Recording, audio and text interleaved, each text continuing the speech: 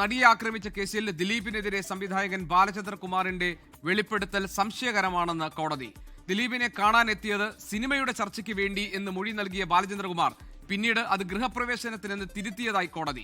ഗൃഹപ്രവേശന ചടങ്ങ് നടന്നതിന് തെളിവ് ഹാജരാക്കാൻ പ്രോസിക്യൂഷന് കഴിഞ്ഞില്ലെന്നും കോടതിയുടെ നിരീക്ഷണം. നിതിൻ അംബുജൻ കൊച്ചിയിൽ നിന്ന് വിവരങ്ങളുമായുണ്ട്. നിതിൻ, ഇതിൽ 8ാം പ്രതിയായിരുന്ന ദിലീപ്, അതുപോലെ തന്നെ 7 മുതൽ 10 വരെയുള്ള പ്രതികളെ അവർക്കെതിരെ ചുമത്തപ്പെട്ടിരുന്ന ഗൂഢാലോചന കുറ്റം തെളിയിക്കാൻ കഴിയാതെ പോയത് പ്രോസിക്യൂഷന്റെ വീഴ്ച മൂലമാണ് എന്ന് വ്യക്തമാക്കുന്ന ഭാഗങ്ങളാണോ ഇപ്പോൾ പുറത്തു വന്നിരിക്കുന്നത്? ഇതിൽ വളരെ നിർണായകമായിരുന്നത് ബാലചന്ദ്രകുമാറിന്റെ മൊഴിയായിരുന്നു, വെളിപ്പെടുത്തലായിരുന്നു. അതാണ് ഈ കേസിൽ ഒരു പുതിയ വഴിത്തിരിവിനിടയാക്കിയത്. അത് സബ്സ്റ്റാൻഷിയേറ്റ് ചെയ്യാൻ, അതിനെ സംശയാതീതമായി തെളിയിക്കാനുള്ള ഒരു രേഖയും പ്രോസിക്യൂഷൻ ഹാജരാക്കാൻ കഴിഞ്ഞില്ല എന്ന കണ്ടെത്തൽ കോടതിയുടെ ഭാഗത്തുനിന്നുണ്ടോ? എന്താണ് പുറത്തുവരുന്ന വിവരങ്ങളിൽ നിന്ന് മനസ്സിലാക്കാൻ കഴിയുക?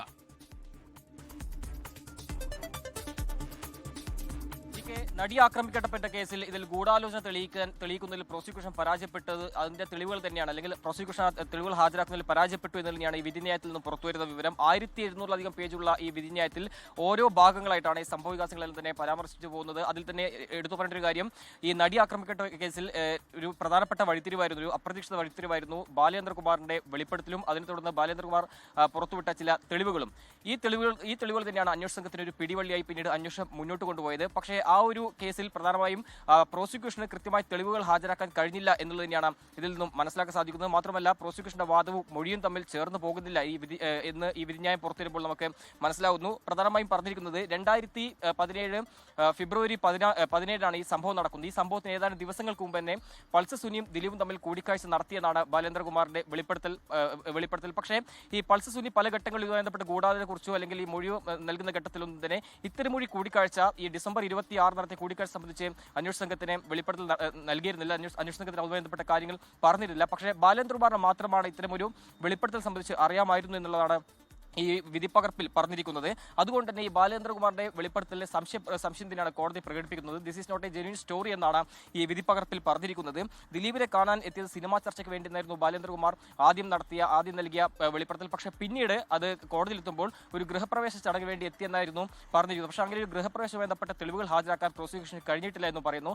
അതോടൊപ്പം തന്നെ പൾസർ സുനി ദിലീപും തമ്മിലുള്ള ഒരു ബന്ധം അത് അതീവ രഹസ്യമാണെന്ന് അന്വേഷണ സംഘം പറയുന്നു. പ്രോസിക്യൂഷനും അത് അങ്ങനെ തന്നെയാണ് കോടതി അറിയിച്ചത്. പക്ഷേ അങ്ങനെ ഒരു അതീവ രഹസ്യമായ ഒരു ബന്ധം ഉള്ള സാഹചര്യത്തിൽ എങ്ങനെയാകും ദിലീപും പൾസർ സുനിയുമുള്ള കൂടിക്കാഴ്ച നടക്കുന്ന സമയത്ത് ബാലേന്ദ്രകുമാറിന് അവിടെ എത്താൻ സാധിക്കുന്ന എന്നൊരു ചോദ്യമാണ് പ്രധാനമായും കോടതി ഉന്നയിക്കുന്നത്. അതിൽ പ്രധാനമായും പറഞ്ഞിരിക്കുന്നത് ഈ നിലയിലാണ്, അങ്ങനെ ഒരു സാഹചര്യത്തിൽ ബാലേന്ദ്രകുമാറിന്റെ മുന്നിൽ എങ്ങനെ ദിലീപ് പൾസർ സുനിക്ക് ഒപ്പം നിൽക്കും എന്ന ചോദ്യമാണ് കോടതി ഉന്നയിക്കുന്നത്. അതുകൊണ്ട് തന്നെ ഈ ബാലേന്ദ്രകുമാറിന്റെ വെളിപ്പെടുത്തൽ അടിമുടി സംശയം പ്രകടിപ്പിക്കുന്ന ഒരു സാഹചര്യമാണുള്ളത്. പ്രോസിക്യൂഷന്റെ വാദവും അതോടൊപ്പം തന്നെ മൊഴികളും ചേർന്ന് പോകുന്നില്ല എന്ന് തന്നെ പറയേണ്ടിയിരിക്കുന്നു. പ്രോസിക്യൂഷൻ കൃത്യമായി തെളിവുകൾ ഹാജരാക്കുന്നതിൽ പരാജയപ്പെട്ടു എന്ന് തന്നെയാണ് ഈ വിധിന്യായത്തിൽ നമുക്ക് മനസ്സിലാക്കാൻ സാധിക്കുന്നത്.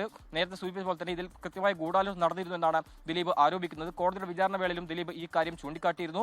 ബി സന്ധ്യയാണ് ഇതിന് പിന്നിലെന്നായിരുന്നു ദിലീപ് ഉന്നയിച്ച ആരോപണം. അതായത് വിചാരണ നീട്ടിക്കൊണ്ടുപോകാൻ പരമാവധി നീട്ടിക്കൊണ്ടുപോവുകയായിരുന്നു ബി സന്ധ്യയുടെ ലക്ഷ്യം. അതിനാണ് ഇത്തരം ഒരു വെളിപ്പെടുത്തൽ അത് പുറത്തുവരികയും പിന്നീട് ബന്ധപ്പെട്ട അന്വേഷണം മുന്നോട്ട് പോയെന്നായിരുന്നു ദിലീപ് ആരോപിക്കുന്നത്. എന്തായാലും ഈ ഒരു കേസിൽ വിധിപ്പകർപ്പിന്റെ വിശദാംശങ്ങൾ പുറത്തു വരുമ്പോൾ ബാലചന്ദ്രകുമാർ നൽകിയ മൊഴി വിശ്വാസയോഗ്യമായി പരിഗണിക്കാൻ കഴിയില്ല എന്ന കോടതിയുടെ നിരീക്ഷണമാണോ യഥാർത്ഥത്തിൽ 7 മുതൽ 10 വരെയുള്ള, അതായത് 8ാം പ്രതി ദിലീപ് അടക്കമുള്ളവരെ ഗൂഢാലോചന കുറ്റത്തിൽ നിന്ന് മോചിപ്പിച്ച് അവരെ കുറ്റവിമുക്തരാക്കാൻ കോടതിയെ പ്രേരിപ്പിച്ചത്?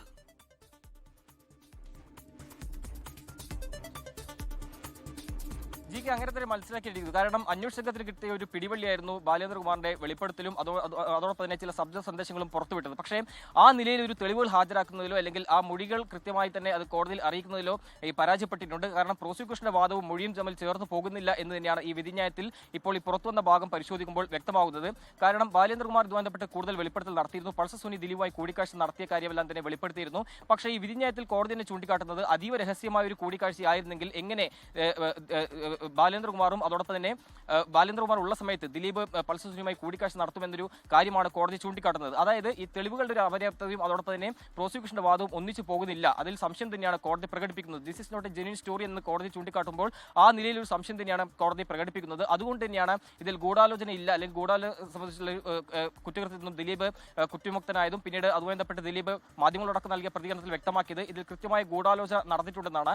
ഈ വിചാരണ വേളയിലടക്കം ദിലീപ് ഈ ഒരു കാര്യം ചൂണ്ടിക്കാട്ടിയിരുന്നു. ബി സന്ധ്യയാണ് ഈ ഗൂഢാലോചനയ്ക്ക് പിന്നിലെന്നാണ് ദിലീപ് ആരോപിക്കുന്നത്. ഈ വിചാരണ പരമാവധി നീട്ടിക്കൊണ്ടുപോയായിരുന്നു ബി സന്ധ്യയുടെ ലക്ഷ്യം. അതുകൊണ്ട് തന്നെ ഈ ബാലേന്ദ്രകുമാർ നടത്തിയ വെളിപ്പെടുത്തൽ അത് കൃത്യമായി തന്നെ അതൊരു അന്വേഷണം മുന്നോട്ട് പോകുമ്പോൾ അതിന്റെ കൃത്യം തെളിവുകൾ ഹാജരാക്കുന്നതിൽ പ്രോസിക്യൂഷൻ പരാജയപ്പെട്ടിട്ടുണ്ട്. കാരണം ഒരു ഗൃഹപ്രവേശ ചടങ്ങിന് വേണ്ടിയാണ് ദിലീപിന്റെ വീട്ടിലെത്തിയെന്നായിരുന്നു ബാലേന്ദ്രകുമാർ അത് കോടതിയിൽ പറഞ്ഞത്. പക്ഷേ അന്വേഷണ സംഘത്തിന് മുമ്പാകെ നൽകിയ വെളിപ്പെടുത്തലിൽ അതൊരു സിനിമാ ചർച്ചയ്ക്ക് വേണ്ടിയായിരുന്നു ദിലീപിന്റെ അടുത്ത്. മാത്രമല്ല, ഈ ഗൃഹപ്രവേശന ചടങ്ങാണെങ്കിൽ അത് തെളിയിക്കാൻ, അല്ലെങ്കിൽ ഗൃഹപ്രവേശന ചടങ്ങ് നടന്നു എന്ന് തെളിയിക്കാൻ പ്രോസിക്യൂഷന് മറ്റ് തെളിവുകളൊന്നും കോടതിയിൽ ഹാജരാക്കാൻ കഴിഞ്ഞിട്ടില്ല എന്നുകൂടിയാണ് ഈ വിധിപ്പകർപ്പിൽ നിന്ന് മനസ്സിലാക്കാൻ കഴിയുന്നത്. അങ്ങനെ നോക്കിയാൽ കോടതിയുടെ വിധിന്യായത്തിൽ നിന്ന് മനസ്സിലാക്കാൻ കഴിയുന്നത് 7 മുതൽ 10 വരെ 8ാം പ്രതി ദിലീപ് അടക്കമുള്ളവർക്കെതിരായി ചുമത്തപ്പെട്ടിരുന്ന ആരോപിക്കപ്പെട്ടിരുന്ന ഗൂഢാലോചന കുറ്റത്തിൽ നിന്ന് അവർക്ക് പുറത്തുവരാൻ കഴിഞ്ഞത് മതിയായ തെളിവുകൾ പ്രോസിക്യൂഷൻ ഹാജരാക്കാൻ കഴിയാത്തത് കൊണ്ടാണ് എന്നാണ് കോടതിയുടെ വിധിപ്പകർപ്പിൽ നിന്ന് മനസ്സിലാക്കാൻ കഴിയുന്നത്. അതിൽ പ്രധാനപ്പെട്ട ഒന്നായിരുന്നു ബാലചന്ദ്രകുമാർ നൽകിയ വെളിപ്പെടുത്തൽ. ബാലചന്ദ്രകുമാറിന്റെ വെളിപ്പെടുത്തൽ ഇക്കാര്യത്തിൽ അത് സ്ഥാപിക്കാൻ, അതായത് ബാലചന്ദ്രകുമാർ പറഞ്ഞ കാര്യം മാറ്റി പറഞ്ഞുവെന്നും പിന്നീട് ഗൃഹപ്രവേശന ചടങ്ങിന്റെ ഭാഗമായിട്ടാണ് പോയത് എന്നൊക്കെ പറഞ്ഞ കാര്യങ്ങൾ തെളിയിക്കാൻ പ്രോസിക്യൂഷന് കഴിഞ്ഞിട്ടില്ല